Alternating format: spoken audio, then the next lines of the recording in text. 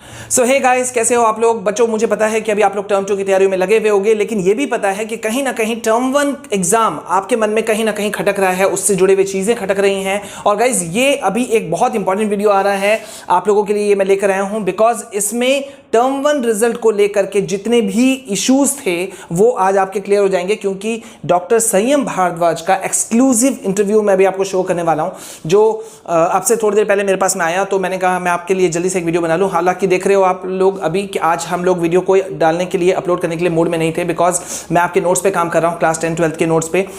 ठीक है, सो आप लोगों के इश्यूज से मैं जुड़ा हुआ हूं, इसलिए मैंने सोचा ये जल्दी से एक वीडियो बना दूं। तो यहां पे हम बिल्कुल भी देरी नहीं करेंगे। पहले तो मैं आपको दिखा दूं गाइज कि ये जो लीडिंग न्यूज चैनल है टेलीग्राफ, बहुत ही एक वेल नोन नाम है। ठीक है, इजीली आप इसे पहचानते हो, टेलीग्राफ न्यूज़ चैनल को। ठीक है, तो यहाँ पे डॉक्टर संयम भारद्वाज का एक्सक्लूसिव इंटरव्यू आया है, जो मैं भी आपको दिखा रहा हूँ। CBSE clears air on term 1 board examinations 2022। तो यहाँ पे जो भी कंफ्यूजन था आपका वेटेड सिस्टम को लेकर के, आपकी दूसरी चीज़ों को लेकर के, अब इस वीडियो के अंदर में आपका क्लैरिटी आ जाएगा। OMR शीट आपको मिलेगा कि नहीं मिलेगा, उस क्यों नहीं मिला, अगर हुआ तो हुआ, और अगर किसी स्पेसिफिक स्कूल्स के मार्क्स बढ़े या आपके घटे तो वो क्या चीज हुआ, और उस पर सीबीएसई का एक्शन क्या है। ठीक है, तो यहां पे सभी चीजों पे लीडिंग न्यूज चैनल ने बात किया, हम आपको वो चीज दिखा रहे हैं। ठीक है, तो जल्दी से यहां देखो, और अगर पहली बार अगर आप हमारे चैनल में आए हो तो जल्दी से चैनल को सब्सक्राइब कर लो, एंड यस प्लीज वीडियो को ज्यादा से ज्यादा शेयर कर देना। तो यहां पे देखो, यहां पे क्या चीज है गाइज कि doctor Sanyam Bhardwaj, CBSE controller of examination, speaks to the Telegraph on the various complaints and queries related to term 1 board exam. ठीक है, तो उसके कुछ अंश एक्सर्प्ट्स यहां पे मैं आपको दे रहा हूं। ठीक है, ओके, तो चलिए जल्दी से यहां देखते हैं। देखो, यहां पे क्वेश्चंस पूछा गया डॉक्टर संयम भारद्वाज से।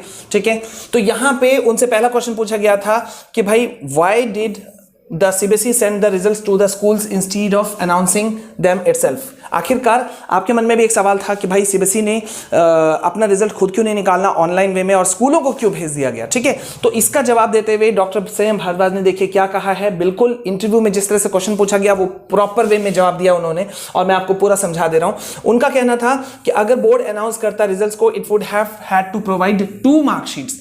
इनका कहना था डॉक्टर संयम भारद्वाज का, एग्जामिनेशन कंट्रोलर सीबीएसई का, कि भाई अगर वो रिजल्ट खुद निकालती तो उनको 2 मार्कशीट देना पड़ता है, एक बार टर्म 1 का भी और एक बार टर्म 2 का भी, और फाइनल ये भी होता। तो इस वजह से उन्होंने ऐसा कुछ भी नहीं किया।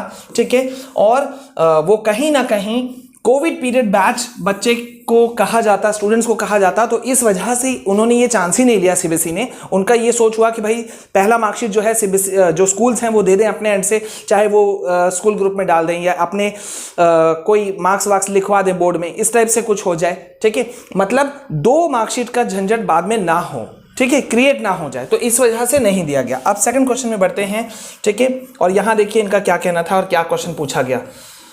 Okay, why were the answer keys not made public, क्यों नहीं पब्लिक किया गया, ये सेकंड क्वेश्चन है। क्यों नहीं आंसर कीज को पब्लिक किया गया, and the students not allowed access their evaluated OMRs answer sheets. ठीक है, तो देखो यहाँ पे बड़ा सवाल था कि भाई OMR शीट आखिरकार आप क्यों नहीं देख पा रहे हो। तो उसके रिगार्डिंग जब सवाल पूछा गया डॉक्टर भारद्वाज से, तो इन्होंने कहा कि each examination centre was provided with the question papers and answer keys, share the evaluated OMR sheets with the students, a separate system would have been required where the students could log in, it would have involved a lot of effort, this system would have become redundant in subsequent years with the return of the subjective type questions. Okay, तो यहां पे देखो इनका कहना था कि भाई जो क्वेश्चन पेपर्स थे, ठीक है, और आंसर कीज थे, वो स्कूल्स के साथ में शेयर किया गया था, सारा कुछ स्कूल्स को बताया गया था, और इसलिए कोई चीज का दिक्कत का सामना करने का बात नहीं आया था। अगर हम लोग, इनका कहना था कि had we made the answer keys public and provided students with access to the OMR sheets, they would have spent more time on these instead of focusing on the term 2 exam. देखिए, मतलब doctor Sanyam Bhardwaj का कहना है कि भाई अगर हम लोग OMR शीट्स को पब्लिक कर देते, इवैल्यूएशन करने के लिए स्टूडेंट्स को पब्लिक कर देते, तो बच्चे का जो टर्म 2 का जो फोकस था वो हट जाता। तो अभी इसलिए वो चीज नहीं किया गया, और वैसे भी जो OMR शीट पे एग्जाम था, ये ऑब्जेक्टिव क्वेश्चन था, तो इसके लिए ज्यादा टेंशन लेने की जरूरत नहीं थी। ये कहना है किसका, डॉक्टर संयम भारद्वाज का। ठीक है, देखिए इनका कहना है कि in the term 2 exam which will be a subjective test, यहां पे verification of marks photocopies of answer sheets, ये सारी चीज़ें प्रोवाइड कराई जाएंगी जैसे कि प्रीवियस ईयर्स में कराया गया। मतलब भले ही टर्म 1 में आपको आपका ओएमआर शीट देखने को नहीं मिला, लेकिन टर्म 2 में देखने के लिए मिलेगा, ठीक है। देन यहाँ पे एक बड़ा सवाल पूछा गया इनसे कि वाई वर, क्वेश्चन नंबर 3 देखो यहाँ पे है, why were the assessments done by the schools for some papers and by the board for others. ये तो हमको देखो जवाब मालूम है, और वही जवाब इन्होंने यहाँ दिया है कि कुछ समय तक बोर्ड ने स्कूलों में ही कॉपी चेक करवाया और उसके बाद में बोर्ड ने खुद से कॉपी चेक किया। वो तो आपको मालूम है, मुझे भी मालूम है कि बहुत सारी गड़बड़ियां पाई जा रही थी, तो उसके बाद में बोर्ड ने स्कूलों में कॉपी चेक को रोक दिया और अपने एंड से सब कुछ करना शुरू किया, ठीक है। तो वही जवाब इन्होंने यहाँ दिया है। मैं इस अगर इंटरव्यू का लिंक आप चाहते हो तो मैं डाल दूंगा डिस्क्रिप्शन में, आप लोग खुद भी पढ़ सकते हो, ठीक है।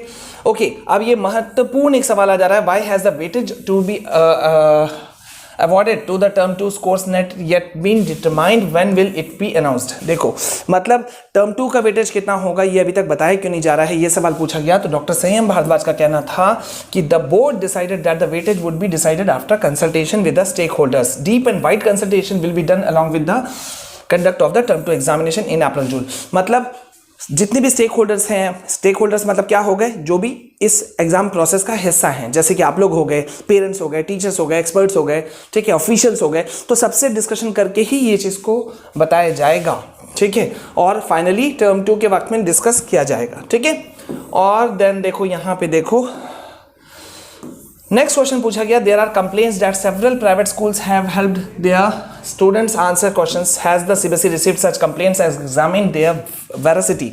बहुत इंपॉर्टेंट सवाल पूछा गया कि भाई जो आरोप लगता रहा कि कई स्कूलों ने अपने बच्चों को हेल्प किया, ठीक है, जहाँ पे होम सेंटर था वहाँ पे टीचर्स ने हेल्प कर दिया, तो उसके ऊपर में क्या चीज़ है, ठीक है। तो यहाँ पे भारद्वाज सर का जवाब था कि सीबीएसई एक प्रोफेशनल बोर्ड है और सभी एफर्ट्स करती है ये चीज़ को कंफर्म करने के लिए कि एग्जाम्स जो हैं वो फेयरली हो किसी भी हाल में, ठीक है।